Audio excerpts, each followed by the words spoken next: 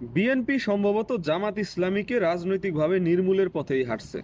তাদের যে কার্যকলাপ সেটা দেখে মনে হচ্ছে যে তারা সত্যি সত্যিই জামাতকে রাজনৈতিকভাবেই নির্মূল করতে চায়। মির্জা ফখরুল ইসলাম আলমগীর কিছুদিন আগে একটা বক্তব্য দিছিল, সেখানে তিনি বলছেন জামাত ইসলামীকে রাজনৈতিকভাবে নির্মূল করতে হবে। শব্দ চয়নটা দেখেন, রাজনৈতিকভাবে নির্মূল, এটা বৈধ শব্দ।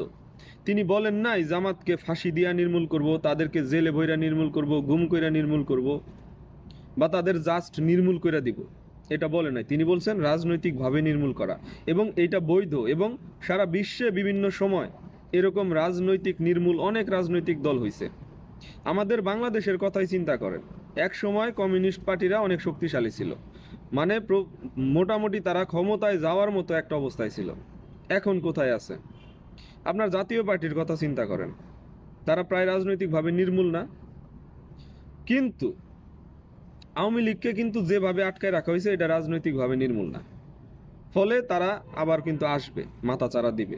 কিন্তু যাদের রাজনৈতিকভাবে নির্মূল করা হয় তারা আর কোনোদিন ব্যাক করতে পারে না। এবং বিএনপি যেভাবে হাঁটতেছে তাতে মনে হয় যে তারা জামাতকে রাজনৈতিকভাবে নির্মূল করতে চায়। দেখেন, জামাতের রাজনীতি কিন্তু অনেক কিছু না, খুবই অল্প জিনিস তাদের রাজনীতি, এবং এগুলারেও তারা গোলা গোলা বানায় ফেলছে, এলোমেলো করে ফেলছে। তাদের রাজনীতিটা কি? ধর্মকেন্দ্রিক, ইসলাম কেন্দ্রিক, শরিয়া কেন্দ্রিক। কিন্তু নির্বাচনের আগে আইসা তাদের যে স্টেটমেন্টগুলা সবগুলারে জোড়া দিলে আপনি দেখবেন যে তাদের কোনো আদর্শিক জায়গায় নাই।